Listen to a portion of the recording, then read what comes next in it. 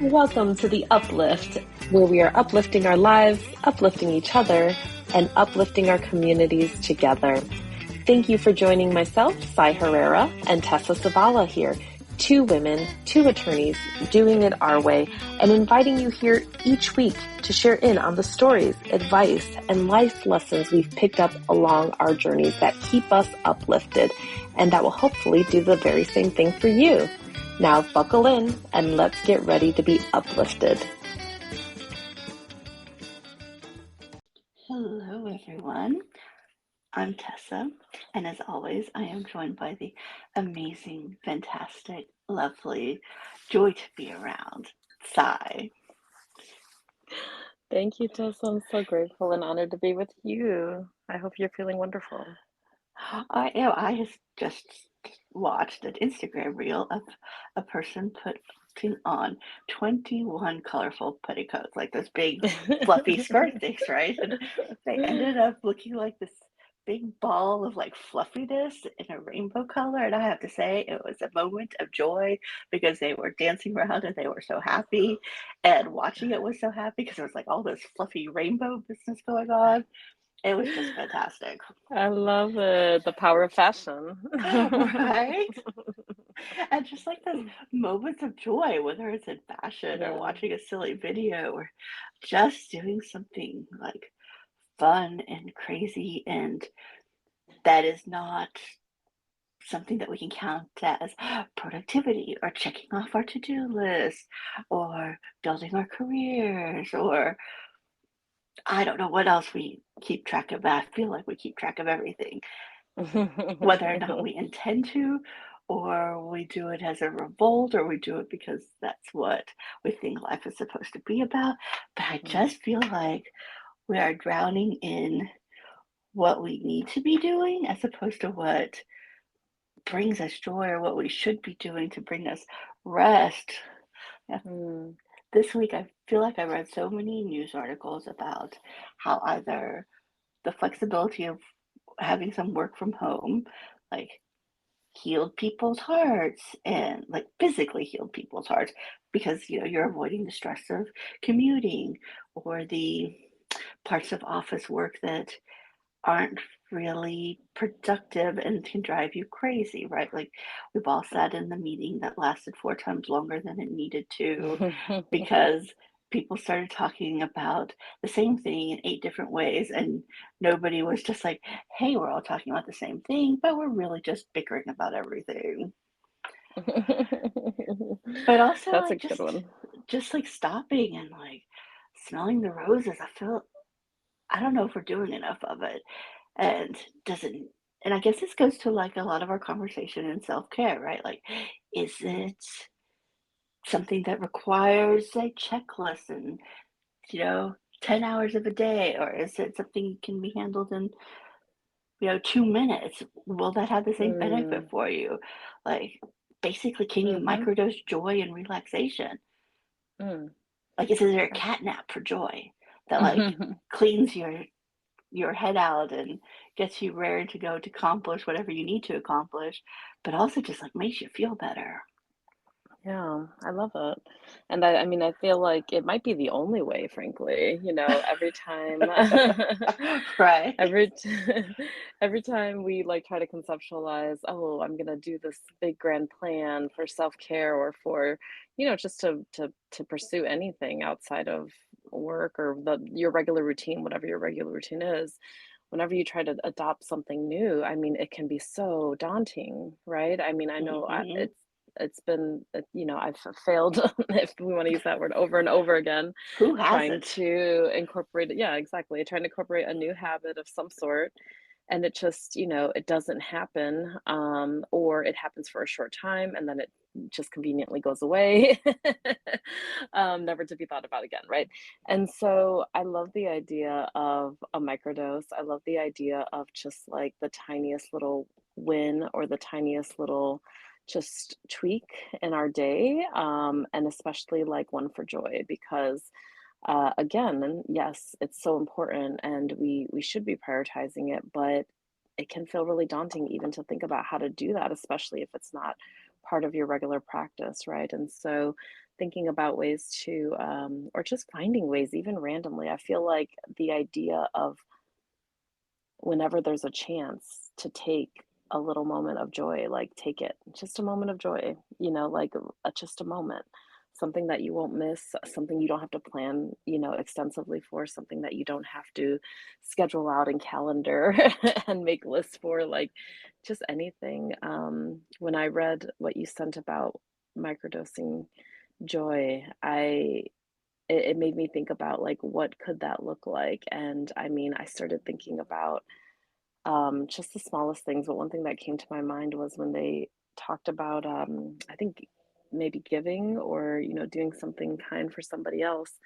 For some reason, YouTube is showing me these videos of a person going around and just like paying people's rent. And Love that. he does this and he just asks people, he just knocks at people's door, like, how much is your rent? And gives them money. And I don't exactly know the whole funding structure behind this, but I think it might have something to do with just like the YouTube video channel and, the merch and all of that good stuff. And I'm like, if this is self-sustaining, this is really impressive. But regardless, what made me inspired by that was just to see that, like, this person gave somebody money without any like preconditions, really, without any like, real expectations, like they're going to give them the money regardless of anything else. And when people would be like, wait, is this real? Is this a joke? Is this a prank? Is like, what do you want from me, because that's where our minds go, of course. He was like, nothing, you're never going to see me again, this is it. This is real, this is it, take it, I love and that. yeah, and it feels so good. I mean, I was watching too many of them, but because you do get this feel good moment, right? And you're like, this is nice. And it's kind of funny because I always think about like nonprofit work and even like, the welfare state, I guess, or whatever they want to call welfare. Anything like Survival. that.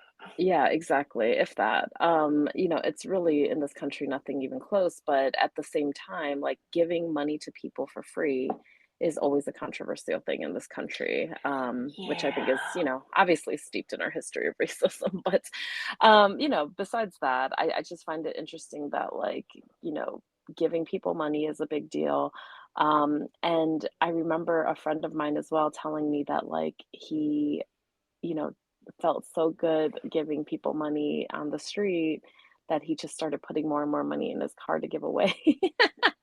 And Aw. I think he believed in karma too, because he was just like, all this good stuff is happening, and he thought there was a connection. But I also think that it has a lot to do with what we're talking about today, which is like your mindset. To me, mindset is at the core of so much of our lives. And if for me, if like you're giving money away, if you're in any position to do that, even if it's a small, I mean, like a dollar is giving money away, right? Like if you can give any money away, um, and especially if you can do it person to person, this is the season of giving and what we sometimes call charity, um, or just offering support to other people.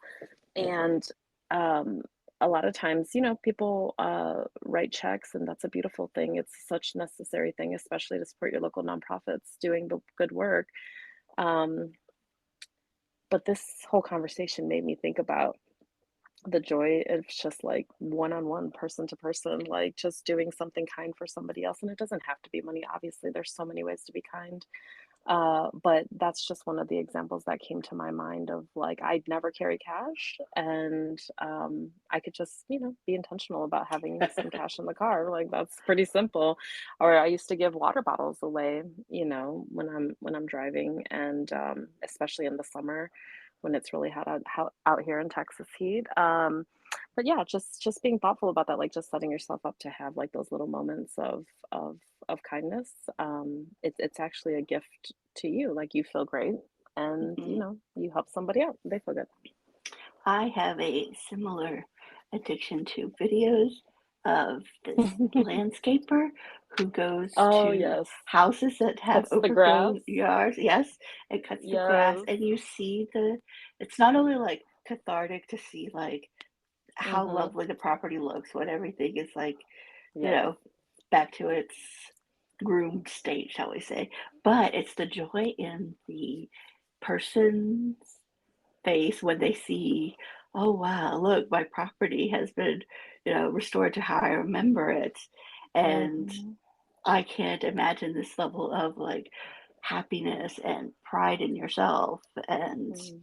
pride in where Your you live. home. Yes. Yeah. And people need that, right? They need to make Yes. themselves feel that where they are is where they want to be, and how they feel inside reflects how the world sees them, because let's face it, there's so much judgment out in the world.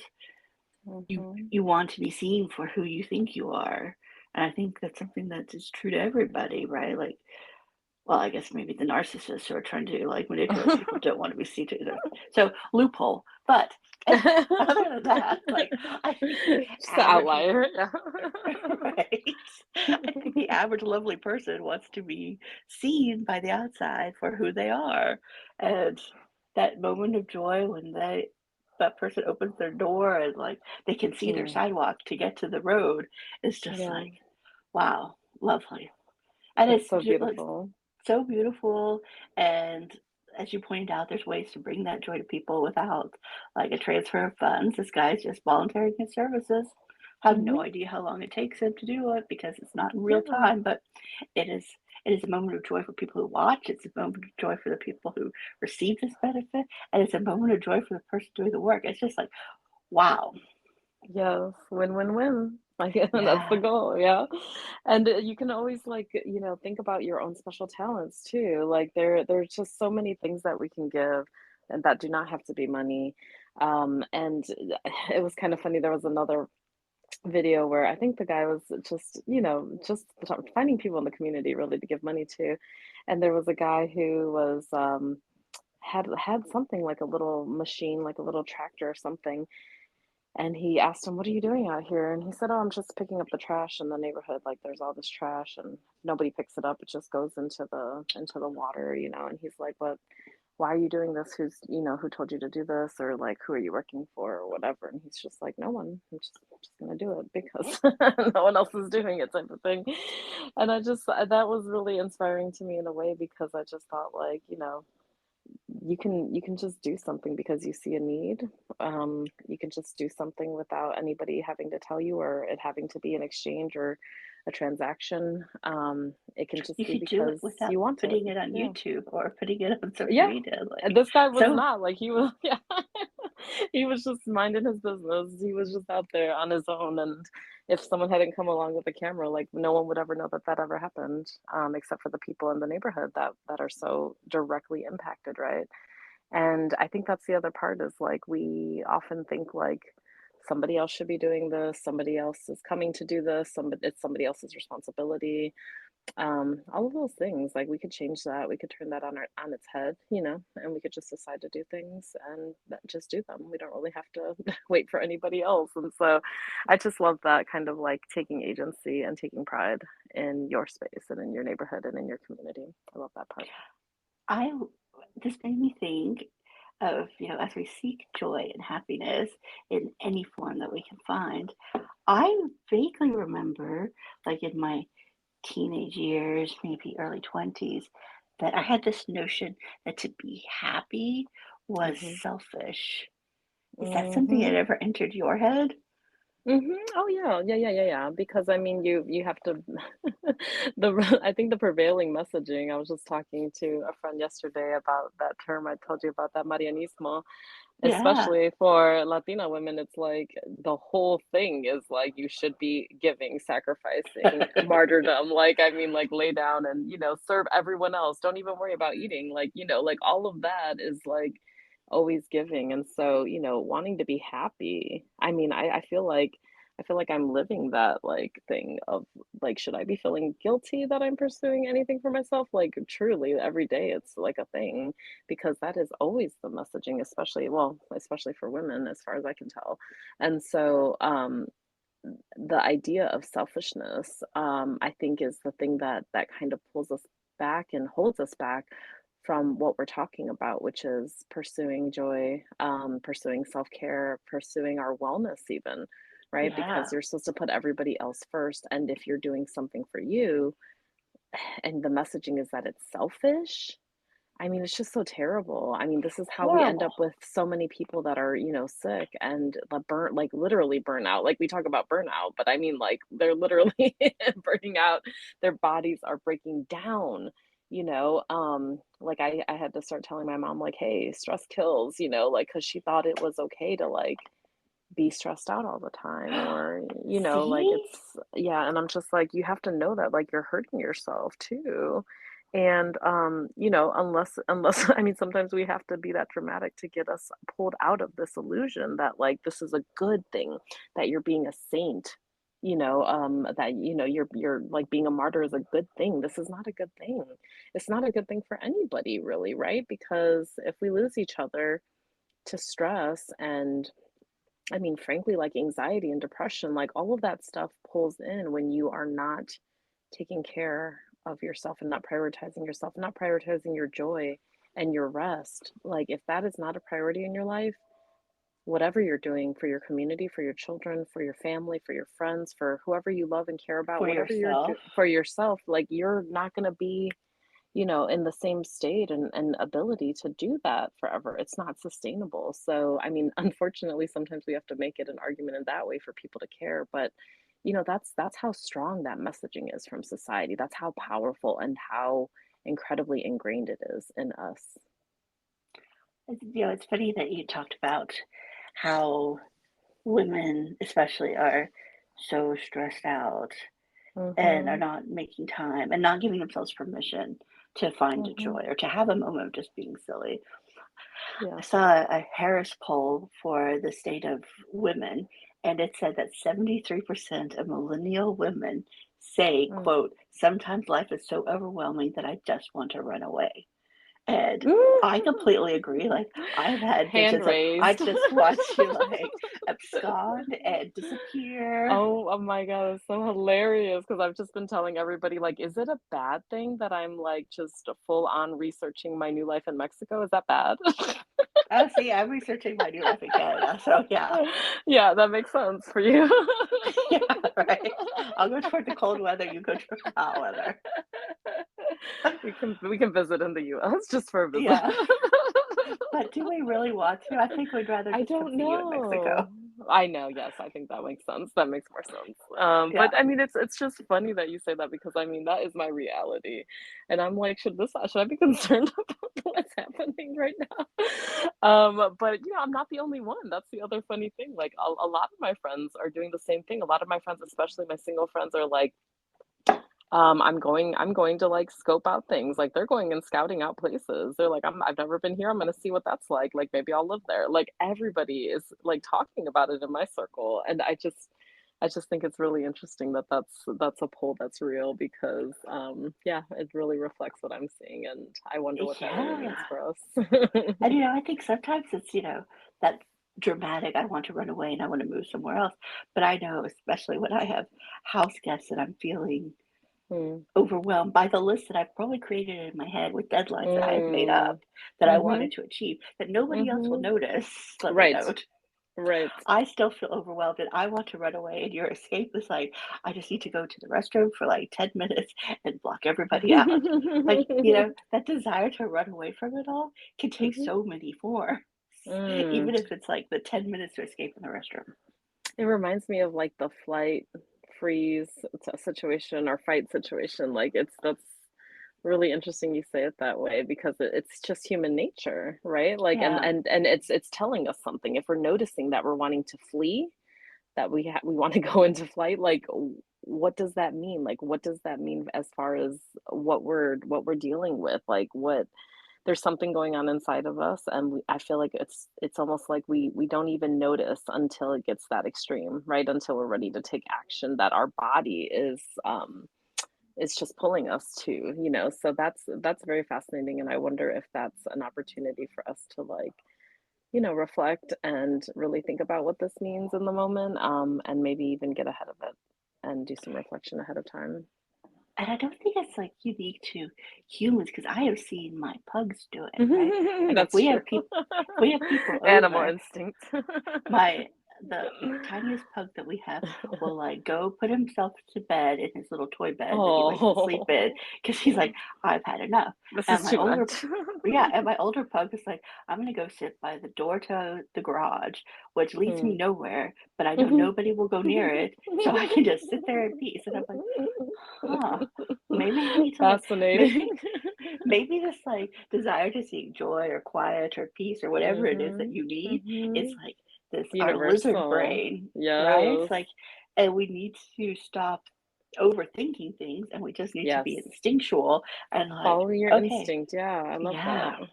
Yeah, I love that. But you know what? I think that we get distracted. So I think, sometimes I feel like the human brain is like our biggest blessing and our biggest curse at the same time. mhm, Because I'm like, like you said, animals sometimes they just know exactly what to do. It's just mhm, like you just need to get out of their way so they can go do it.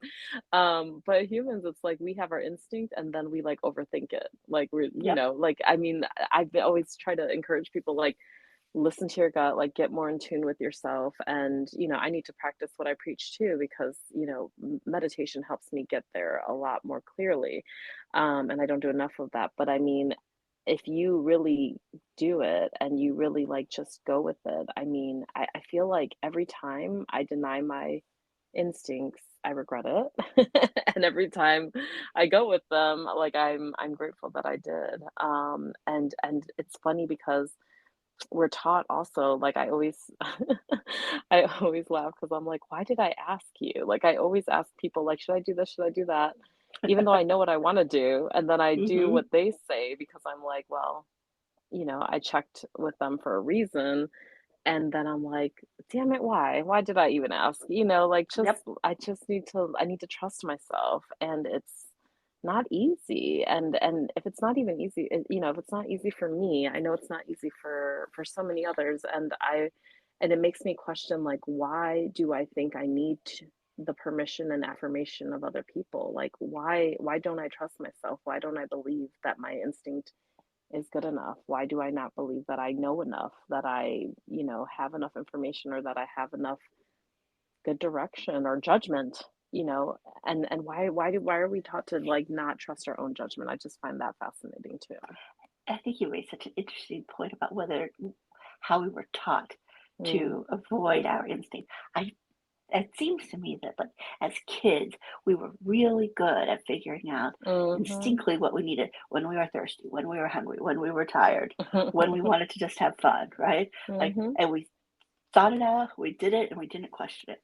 And Yep. then I think we're taught, like, after, say, the age of like 5 or 6, that we have to start questioning all those decisions, right? Or there's a right way, or there's a wrong way, or you need to be doing this at this period of time, and this at this other time frame.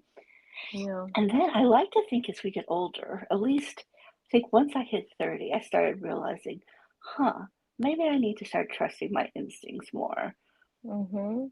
And I Mhm. did, but I think as a woman, the only reason I started trusting them is because I felt like I had enough, like, pool of information to accomplish what I needed to trust my instinct, right? Like, you know how women over prepare for every single meeting as opposed to Mhm. like kind of flying by the seat of their pants.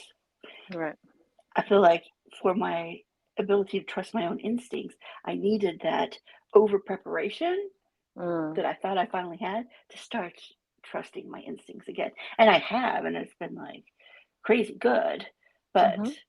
I know I can be better at it. And I know that what I'm like really into good meditation and I had a really sweet spot, like I can like pick up on the things that I never thought I could see before. Mm. And Interesting. they're Yeah. there and they were always there. And I think when we allow our like lizard instincts to take over, it's almost like a superpower, right? Because like you're better at reading people, you're better at understanding what you need to Mhm. do when. And Yep. how do you break You're through all plugged those walls of in. everything that you were Yeah. taught? That's Yeah. hard. It's not like there's an Yeah. easy way to do it. Mm. Well, I wonder if it's the idea though of for me anyways, like I feel like your concept, your mindset, is another word that I use all the time.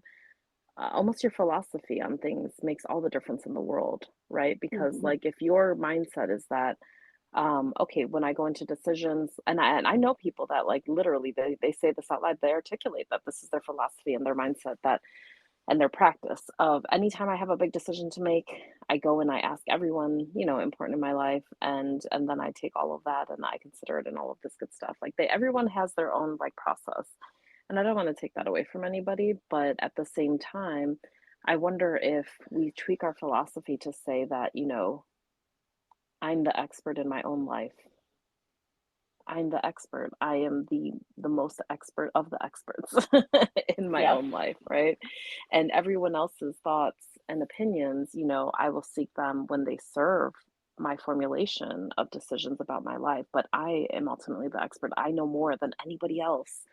I know my deepest inner thoughts that no one else has ever heard or even, gotten a glimpse of. I not everyone has the full picture. Even at the closest person to you in your life, you might think that they know you maybe better than you know yourself, but the truth is nobody knows you better than you. Nobody. Yeah. Nobody. There's no way that that's possible, right? And so my thought now is that if we consciously, right, change our mindset to tell ourselves that we are the expert and that everyone else is an advisor that has less exposure and less expertise than us, but that can offer some of their value and skill, then maybe we can understand and take that in a different way, right? Like for me, I think when I'm asking people's opinions, I'm looking for them either to affirm the conclusion that I've come up with or to offer a different one, and then I have to decide whether or not theirs is more valuable than mine. And oftentimes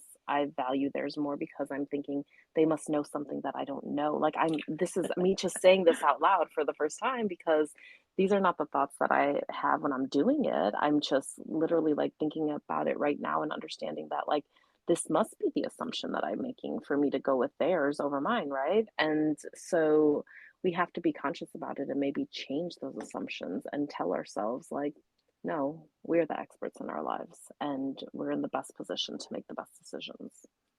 At some point in my adult life, I switched from asking people's opinion to not asking anybody's opinion Mhm. on big decisions. And I think it was when I realized that it didn't matter what my decision and my plan of action was because I knew it was going to change and I knew it was going to adapt. Mm. And so Mhm. understanding that there was no permanence in it, which I know sounds very Buddhist and That's a good meditative and one. all that, right? Yeah. No, But I love knowing that. that, It's real. yeah, knowing that there's no permanence in that decision allows you to understand that adapting is not failure.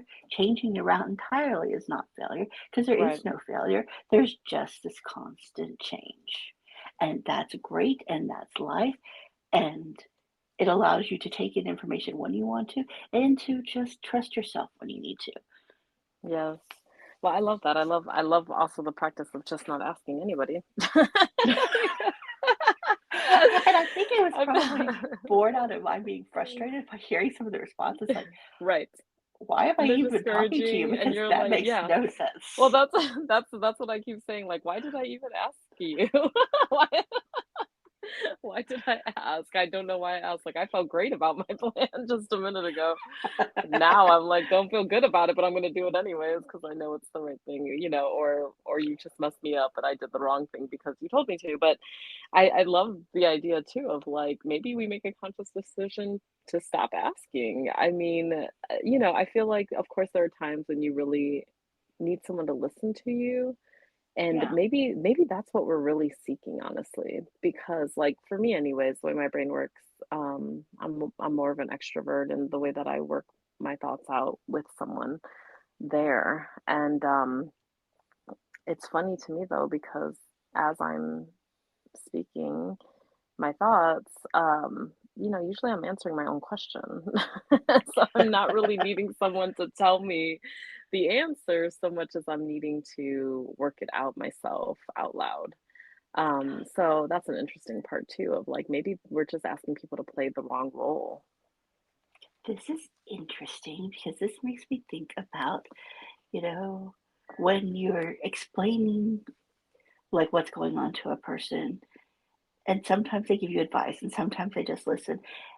And but now I think slowly learning that it's okay to say, "Hey, I just need you to listen to me," or "Hey, I need to help you to help me find a solution," or "Hey, can you just tell me if this has ever happened to anybody you know before?" Whatever it might be. But I almost feel like we need to preface our conversations with other people with, "Hey, I don't need a solution. I just need you to listen," or "Hey, I really need a solution. Can you help me?" Mhm.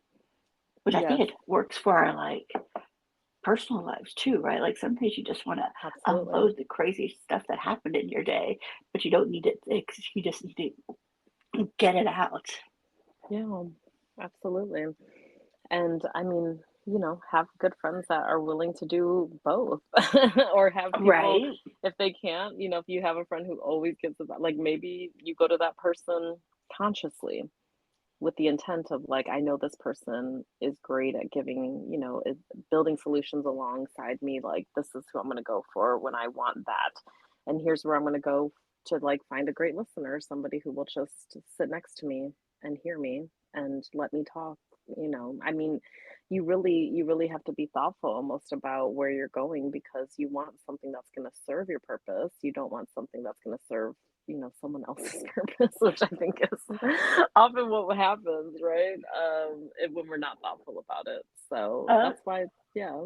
I wonder if those of us who are also serving as the person who listens, should we Hmm. be asking, "What do you need? Do you need advice? Do you need someone to listen? Do you need a solution?"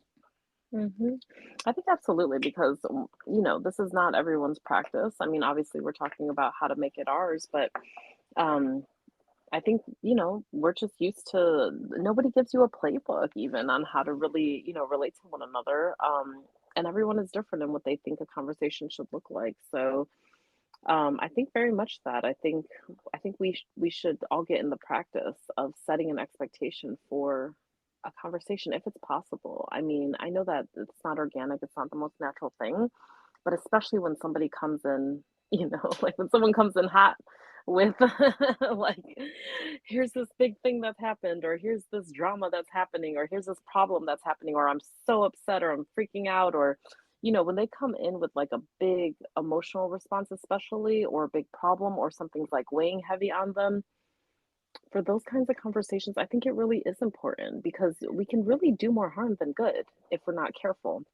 Oh And yeah. if we really want to help somebody who is coming to us and trusting us with their story, with their emotion, with their problems, with their issues, with, whatever they're coming to you with at that moment, I think it would just be a beautiful, healthy thing for us to get into the habit and practice of just asking. I feel like it's very much, in line with the consent-based Oh, practices, hmm. of just saying like, this, you're coming to me, but like, what are you really seeking from me? Just Yeah. so I can honor this conversation with you. And especially when people are upset, I just feel like it's kind of a landmine situation, Oh, right? Like absolutely. and I mean, you could have the best intentions in the world, but, like, I've had conversations definitely go bad because of me, because I thought somebody really wanted my advice, and frankly, if we're not asking, then we're making assumptions, period.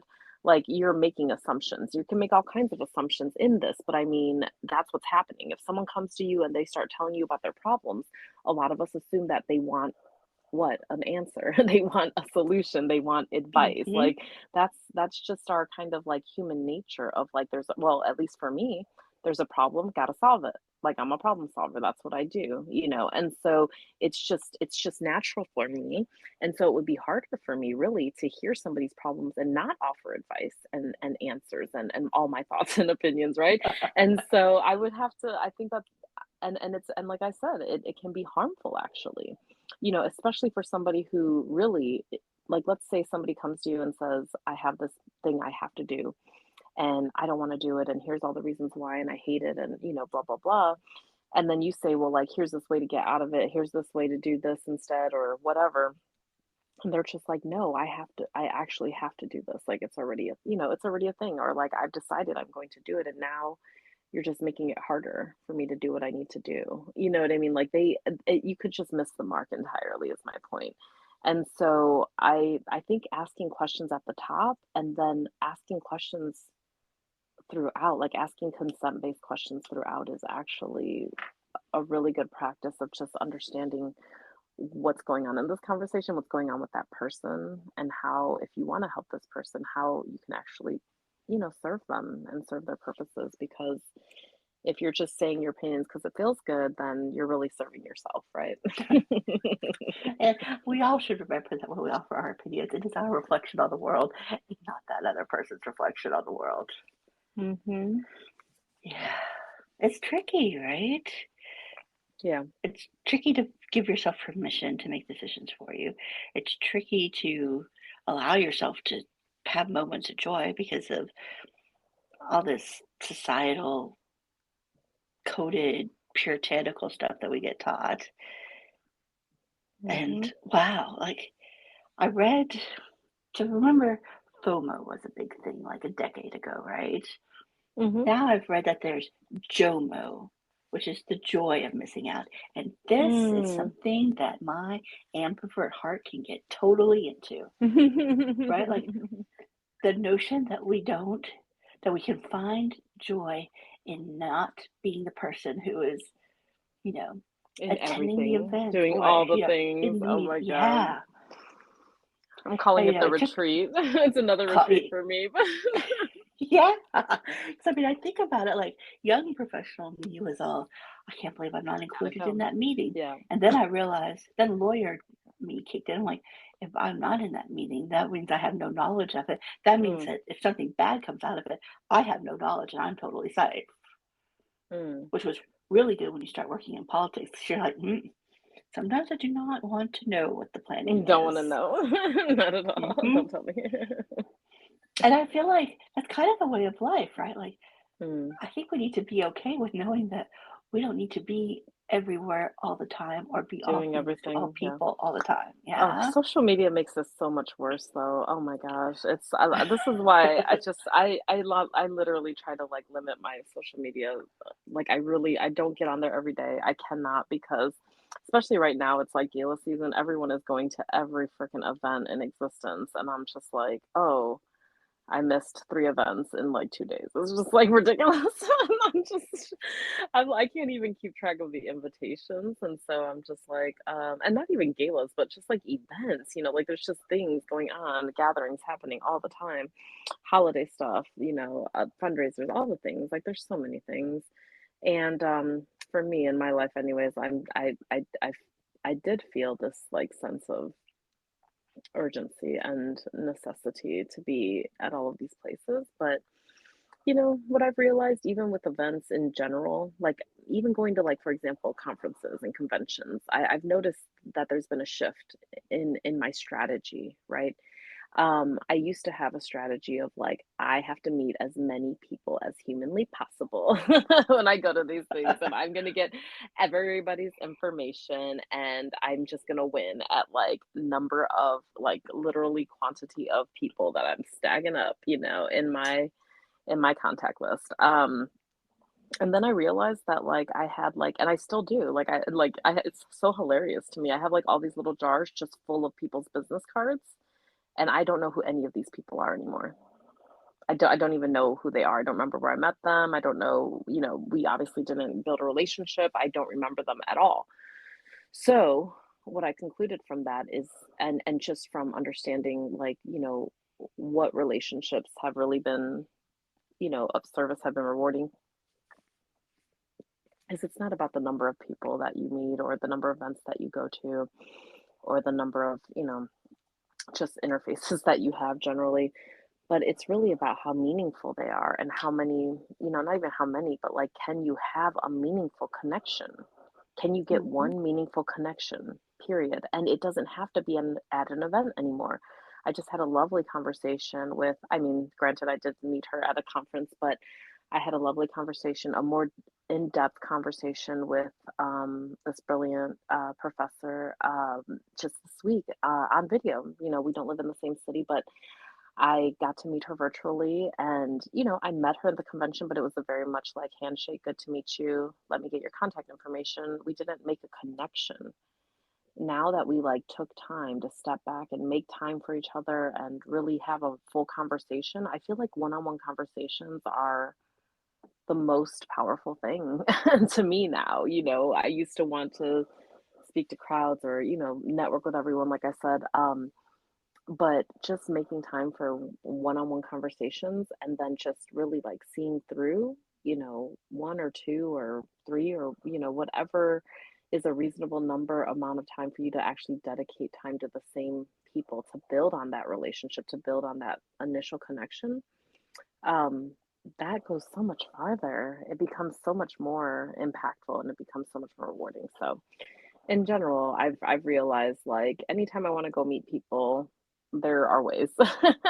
But for me, I feel like there's so many people that I've already met that I know I wanna go deeper with, and that we have so many, opportunities to explore some really great collaborations or, just I mean, if it's personal, like literally building on relationships, and making time and space for those relationships to grow, like that's where I am in my life, where I'm like, I don't need like a big net of like catching as many people as I can.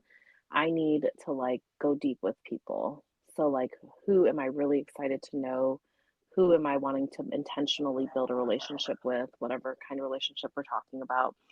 And then literally like making time and planning for that, because the fear of missing out for me is now like, I see that all of that happened. That looked fun. But you know what else is really helping me too is like social media is an illusion in so many ways.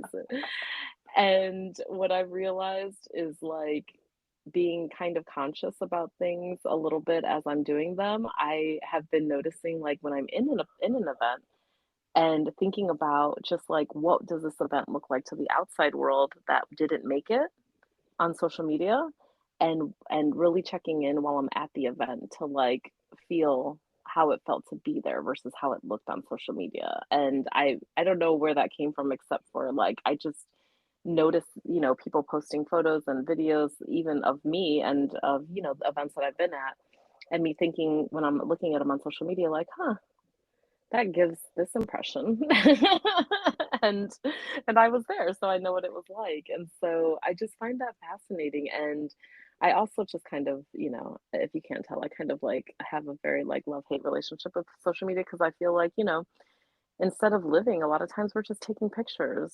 And I'm really not interested in being a videographer. Like I don't even really take pictures anymore because I'm like, I want to enjoy, like if it's something that's actually enjoyable, I usually don't have anything to post, honestly. Because I if it's think it's something really good, I'm like, I'm enjoying it. I'm because not you gonna want to take be the time. present, right? You want to like Yes, it's like those exactly. people who have their phones out at every single concert and they're like trying to get the Yes, best video of it. I'm like, yes. For you're everyone at the else, concert, I'm let's like, "Are enjoy you it. getting paid for this?" Because there are people like people used to get paid to capture concerts, Yeah. and now everyone's doing it for free. I'm like, it feels like a job to me. I don't know about everybody else. Maybe they find joy in videography, and I love that for them. But for me, for me, it's a job and nobody's paying me for it. So I'm not doing it. And also, if everyone else is doing it, why the hell do I need to? So yes, Right? I love being present, and I love having like real connection with people. And I've just realized that about myself. And that's why I'm saying like the power of knowing yourself and reflecting enough to know what matters to me, that is a life-changing practice, because if you don't have that, then you're being told by the world that this is what's important. It's important to capture these moments. It's important to broadcast these moments and publish them. It's important to get as many likes as you possibly can. It's important to engage as many people in the content. Like all of that. For me, like doing all of that is work. Like it's literal work. If I'm doing it for work, I'm doing it on the clock. Like I like it's literal work. We have social media managers, like it's a job. And so I just find it fascinating in that regard that, like even life has become, I don't know what other word to use except for like capitalized on, like we have made productivity out of the things that are supposed to be joyous moments and joyous events and community, you know, and to me that's slightly tragic. I mean, I know that there are good things that come from social media. I'm not denying that. I know that there is some community building even that we use those tools for. However, it breaks my heart when people are, like, not really present in the moment because they feel like they have to do this job, and so when we talk about finding joy in life, I think it could literally be as simple as choosing to be present wherever you actually are and whatever you are actually doing. And I find joy in curation of information, right? So, like, say it's at a big event and I meet a lot of people. At the Mhm. back of every business card, I write the date, the event, what even minor conversation I had with this person so that I Smart. can follow up and have that Mhm. touchstone, Mhm. right? And like that's how that information becomes useful to me. But then I also include that date and location and what information we talked about in my contacts. So I have like Yes. a essentially a database. So I understand like I'm going to interact with that person. And for me, like biggest fear is introducing myself to somebody I've met before. Mhm. Mhm. Mhm. Because I think for me it reads, "Oh, I didn't think you were important enough, so I didn't pay any attention," which is Mm. not true, but still. You don't wanna And I give that also impression, yeah. you don't. And for social media, I curate the hell out of my stream. Like if somebody says something that I don't like, yep, I'm unfollowing you. Especially when it's something that like goes to either harm a group of people or it's so judgmental that you're just like, do not need Mhm. that in my world. My social media Mhm. stream is all about joy and happiness and Mm. people finding their joy and happiness. And it's not always perfect. And there's sometimes that we all question it, but we have this pragmatic undertone of kindness and positivity. I feel like I However, should pay you to create me one of those. at the same time, I have a separate account that is a Mhm. professional account that, Mm. follows all the people and all the events so that I can know what's going on. And I can then choose to access them whenever Right. I want. Yeah. But if I need 5 minutes of joy to watch some video about Yes. someone cleaning up somebody's lawn, it's there Yeah. and I don't have to be bombarded by the fear of Yes. missing out people. And I can sit Hmm. happily in my happy place of JOMO and have joy in missing out.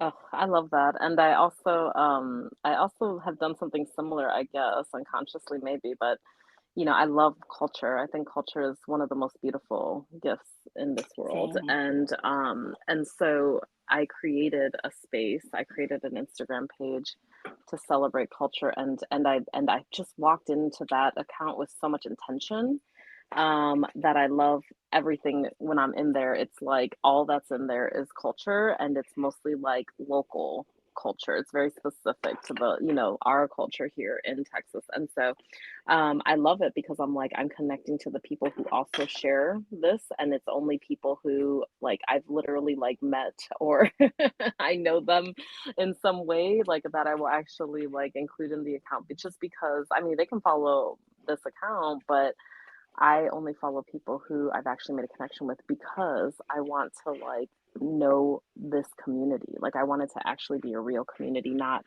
like I feel like in other accounts and other places, you almost feel like there has to be a word for this, but like you feel like this obligation to like again, it's Mhm. the same thing as networking, like collect as many people as you can. It's so weird that So we weird. have this thing, but I mean, we do. And it's like you think, like LinkedIn, for example, LinkedIn people, you know, will request me, and I'm like, do I know this person? And I try to figure it out, and I'm just like, I don't think I know this person.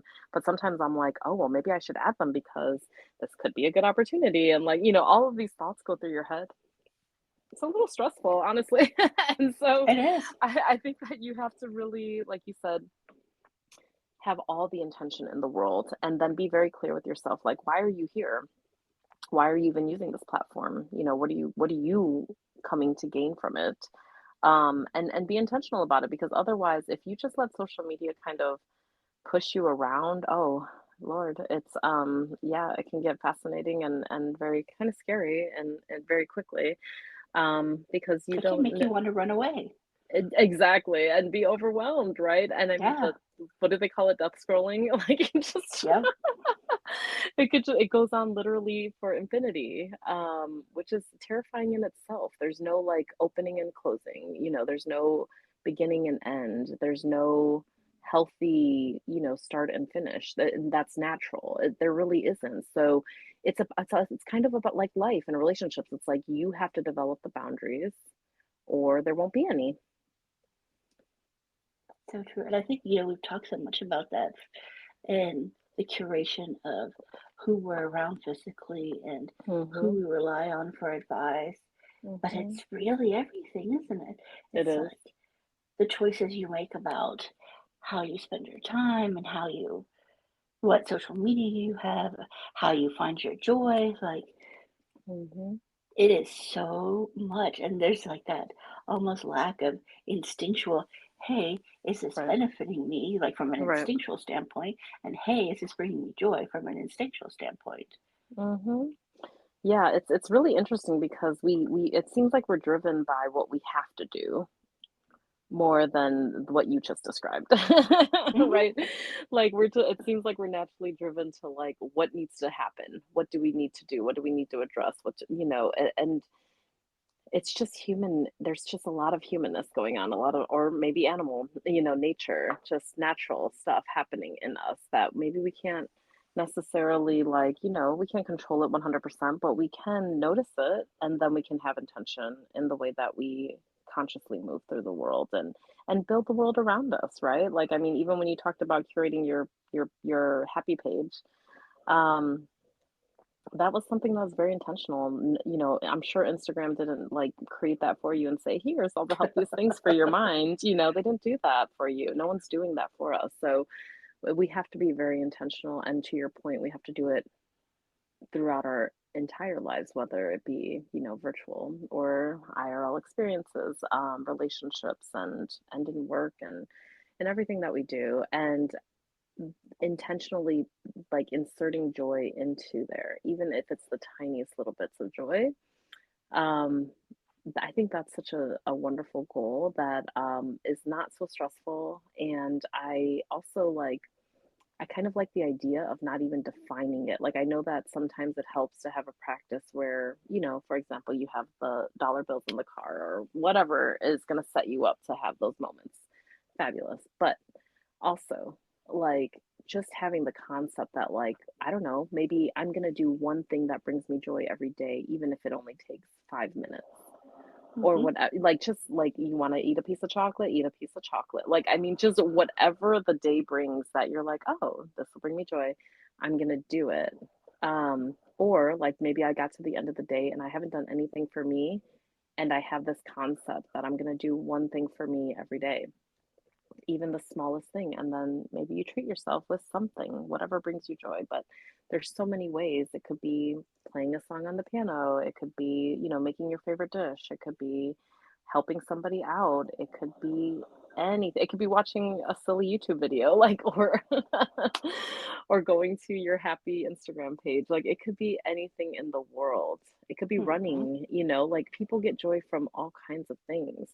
But even the concept for me of like saying out loud and with intention that like I might not have a plan, I might not know what it's going to look like today, I might not have a schedule or have tools or have purchased something from Amazon for self-care, like even though I might not be prepared, I'm going to find something today just for me, just for a little, like, little, I want to say little secret joy, but we only think it should be secret from the Puritans, right? So, Right. um, so like just a little something, just a little something just for me, and just getting comfortable with the idea that that's not only is it okay, but it's a fabulous, phenomenal thing to do for you and for everyone in your life, and it's encouraged and it's wonderful, and you give yourself not just permission, but give yourself like, you know, almost the A task of doing it, the goal of it, the commitment. Make a commitment to yourself that you're going to do it because it's good for you and everyone else, and and you're worthy of it, period. You are, and applaud yourself for doing it, right? Because Yes, it is you it is have. always like an act of defiance to like find those Hell moments of yes. joy. Yes, yes, yes. I was saying this the other day. Somebody posted something amazing actually that was just a woman speaking in Spanish, I think, and she was talking about how essentially like resting and taking care of her body and her health and her wellness was like a form of resistance. Like she didn't use those words in Hmm. so many words, but I mean, it was just like a beautiful way that she described it, where she was just like, we're going to do this. We're going to take care of each other. We're going to feed each other. We're going, like, I mean, it was just a beautiful, like, idea that we have to take care of our minds and our bodies and our spirits in order to like really overcome all of the hard things in the world that are not bringing us joy but bringing us oppression. And I just was like, it spoke to me because I feel like, that's part of my personal mission. And oftentimes you kind of get these messages even from the movement work. I mean, people literally sacrifice their lives, like literally sacrifice their lives, or they put themselves in danger, their families in danger. They put everything on the line to win some of the rights that we have today. And you almost get this messaging that like that's what you have to do. Again, like you have to be a martyr for the cause. Yeah, And I just, like I again, like it's not something you really even articulate all the time, or really consciously think about. You just like if you really step back and look at it, you realize like, oh, this is what that messaging means, right? And it's not to discount what people had to do to get here. I mean, I slightly worship them, and and I feel like they deserve all the praise in the world. At the same time, is that the healthiest thing even for our movements? Is that the healthiest thing for the longevity of these movements? Is it the healthiest thing? Is it the best strategy? Like, I mean, and is it going to be sustainable for us as like we are literally human beings, and I would say, I would argue no, it can't be. We can't really be useful if we're not well, And so for me, it was really interesting to hear that perspective of like we have a lot of work to do. We have to overcome patriarchy. We have to overcome racism. We have to overcome all these oppressive systems. And this woman was just about like, we're going to take care of each other. This is what we're doing. We are taking care of ourselves. That is the highest form, the most necessary form of resistance. And I was just like, wow, I really connected with that. that reminds me of this quote from Banksy, the street artist who I adore, Mm-hmm. which is, if you get tired, learn to rest, not to Hmm. quit, right? And I think that's probably why we see so Yes. much burnout in Yes. especially nonprofit world and politics Mm-hmm. and any type of lawyers burnout. I think when I started practicing law, within the first 5 years, like more than 50% of women quit the practice of law, right? Because Wow. it was burnout. And at that point in time, there was no like, people weren't talking about seeking joy. Let's be honest. It was, They're like, how do you get back to it? right? Like, Mm. sleep in your pantsuit and like wake back up and like get back in there and start building some hours. Oh God. I'm just so grateful in this moment that that's not our mentality, our mindset right now. I'm so grateful for that. Right? Like it almost makes me feel like we're blessed to have this notion that we can Mhm. carve out moments of joy. And there's at least some people in this world who realize that that's okay. But I Yes. also, I mean, for me, like the big overarching picture is like this is such like a puritanical thing. Like I don't think people in, the romanticized portions of Europe are concerned about that, like because they have figured out how to find joy in every part of their life, right? Like Mhm. there's a pause to Mhm. have a coffee, there is a pause to stop and talk to the Yes. people and have these great conversations. And you're not like, oh, sorry, gotta go, gotta go, gotta go. My calendar's full. I was gonna say the same thing because I honestly, whenever I'm looking, like I feel like there, even though I've never been to Europe, it's just the concept of it, right? I have this loose concept that like, for example, I'm obsessed with the idea of Italy, and my understanding is that like people always take meetings like over food and wine even like in the Hmm. day, and like this is just part of how they do business. And I've literally consciously thought of this and been like, "Yeah, I'm gonna start doing business more like that," because I'm like, "Why not?" It's a legitimate thing to do, and everybody's happier, everyone's in a good mood, it's good for relationships, it's good for all the way around. It's good for me, it's good for Mhm. them. I'm not rushing off, I'm not making people feel like they're unimportant, like, I'm making plenty of time, so, like, that's another small practice of, like, giving yourself more time. Oh my gosh. And I know that maybe this isn't exactly what we're talking about in regards to finding joy, but like in regards to like protecting your wellness and offering yourself the little bit more time that you need to maybe like seek some joy. I mean, just the smallest things of like understanding, oh, instead of making our meetings, immediately after, I don't know, the fiscal year ends or whatever, like we could just do it a month later. You got a whole month. Yep. Like you could just like literally give yourself however much time you need. And the same thing with daily meetings. It's like instead of making your lunch a 1 hour lunch or a meeting, a 1 hour meeting or a half hour meeting. Oh God, when people send me a half hour meeting invite, it really stresses me out. So like I put another invite over it to like buffer that half hour because I'm like, that's not enough time for anything. That's not enough time for me to even like get grounded and really have a good conversation. So I just block things off and give myself more time, especially like for travel. Oh my God, there was a time where I thought I could like time travel or, like just teleport places. And so Uh-huh. I would have Oh, yeah. back-to-back meetings and be like, "Oh, yeah, I can just travel from this place to that place in literally 1 minute," like, it didn't make any sense, and And there's no so traffic in this, no, you there's no know traffic in that no. scenario. The hypothetical is perfect. I mean, I have a flying Mhm. car or some kind of transportation that, just transports me.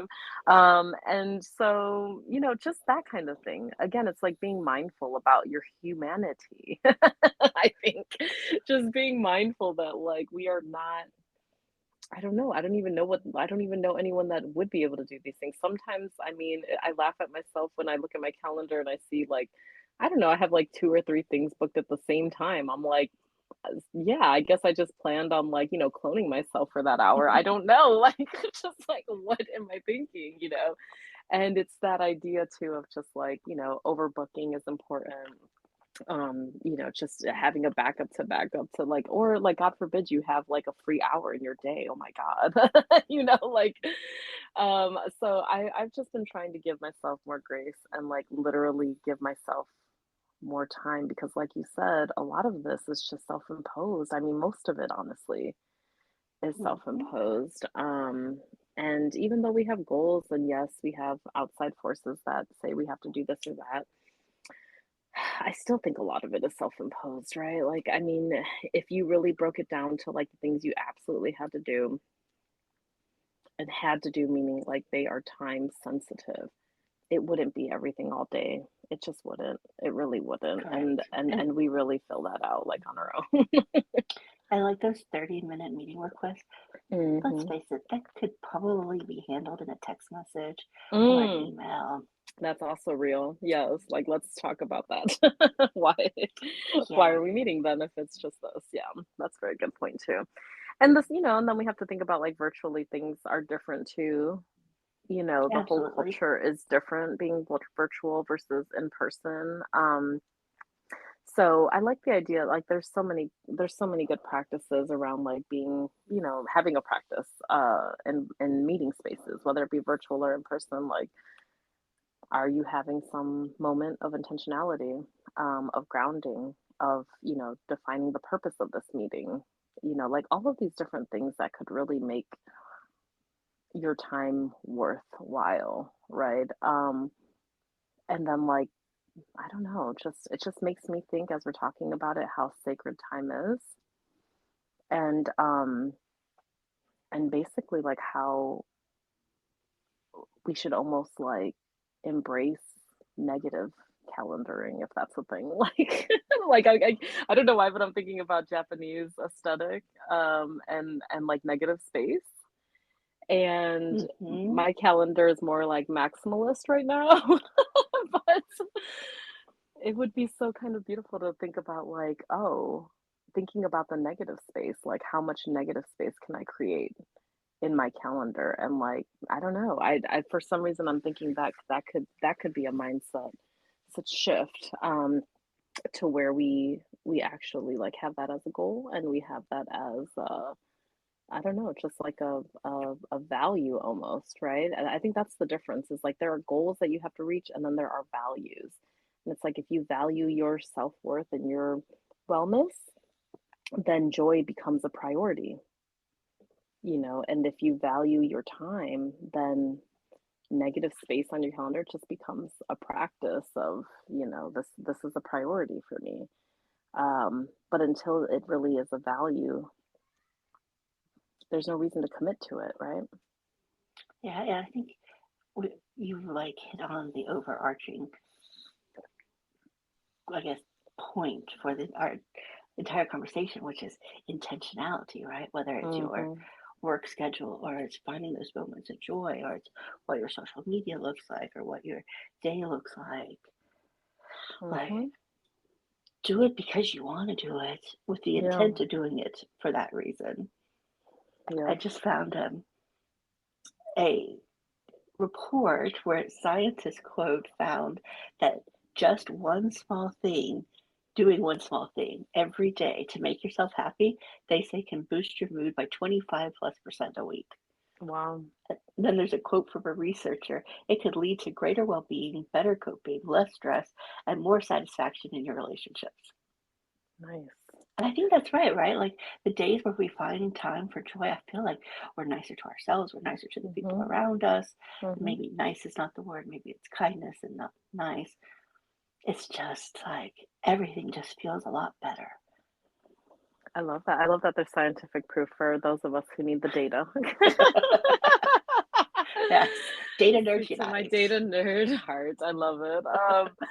But that just shows how much it is real, right? And you're right. Like we feel it and we know it's real with the science, and we know it's just real from our lived experience. Like this is real, and the world fights us on it, Which is frankly. crazy. The It's world just crazy. fights us. They don't, like, and I say they, but I mean, just the society, like we're set up to pressure each other into being workaholics, frankly. I don't know how else to say it. Like that's the way I feel. I feel like we are pressuring each other to be workaholics, and we just have to see it for what it is, and we have to know that, or we have to at least, decide for ourselves whether or not that is good. And it's something that we want to adopt in our philosophy, or if we want to choose a different one. See, And that is such a kind way to mhm, view it. I was thinking mm, we are forced into not doing these things because of some form of subjugation that wants to keep, mhm, you know, women and people of mhm. color No, and I agree. LGBT community like subjugated No, so I we don't find agree. our Yeah. joy, don't find our happiness. And yeah, and we just serve, the patriarchy, and we serve heteronormativity, we serve capitalism. I mean, I'm 100% in agreement with you on that. But for me, it's like, the best way to keep people oppressed is for them to not know that they're oppressed, right? Yep. And Hmm. so for me, it's like the intentionality it is the key thing. And it is the Yeah. seeing and choosing and understanding that you actually have agency and you have power to choose, but you can't choose if you don't see it, if you don't even know that it's there, if you're just letting life push you around, if you're letting other people make decisions for you or pressure you into living a life that they want you to live. Right. And so for me, it's like the first step to liberation is to see the oppression and to just acknowledge that it's there, and then find your agency and make your choice, and that sounds like a big conversation when we're talking about finding little moments of joy, but the truth is that's why we don't have it. I don't know if anyone's ancestors had lives that were devoid of joy. Like I just don't, I feel like that's not a part of anyone's tradition, No, I don't think so either. right? And so like to me it's like we're literally, these societal messages are forcing us to be like not human, to not acknowledge our humanity. And so the biggest, form of resistance is to take that back and to take control over that, take agency over that. And so that's why I appreciate this conversation. And I think it will motivate, I know that it will motivate me anyways to make it a priority because I see it for what it is, and I understand that these are almost like little acts of rebellion, actually. And And it's funny, that's the way I love yeah. it. And I, in my like question authority Mhm. personality, is like, let's all rebel. Mhm. Let's make the oppressor, let's, I don't know if this is right, but let's oppress the oppressor by finding joy, right? Like maybe we Yes. really shouldn't become like them, but Well, we we can should resist the rebel. oppression, right? There Yeah, we we can go. rebel against it, we can resist against it. I mean, and we can I mean, I think that we can actually, we don't have to oppress anybody, but we can, change the landscape from one of oppression to one of liberation. Absolutely. And we And can what do it one by one, like it's just all of us doing our part of, finding our own joy. That's an amazing revolution in a way, isn't it? it is, and just think that like one small, moment, 60 seconds of joy for you could like be this great form of resistance and rebellion. And imagine if we all did it. Yes. And imagine then that that makes us not only work towards being the best form of ourselves that we can be because we are intentional and we're finding joy, but we can I also love it. like change it for people in the future so that they're not feeling what we're feeling. A revolution of rest and joy. I love it. I'm in. Yeah. All right, I'm I'm in. into. So everybody, let's find your 60 seconds and do something silly and frivolous that just brings you a lot of joy. Now I'm about to go dance in the kitchen or something. I'm just See, so excited. perfect. Yeah. Well, we hope that you are all joining in on the revolution, and we love you so much. Stay rested, stay powerful, stay uplifted. Till next time. Bye.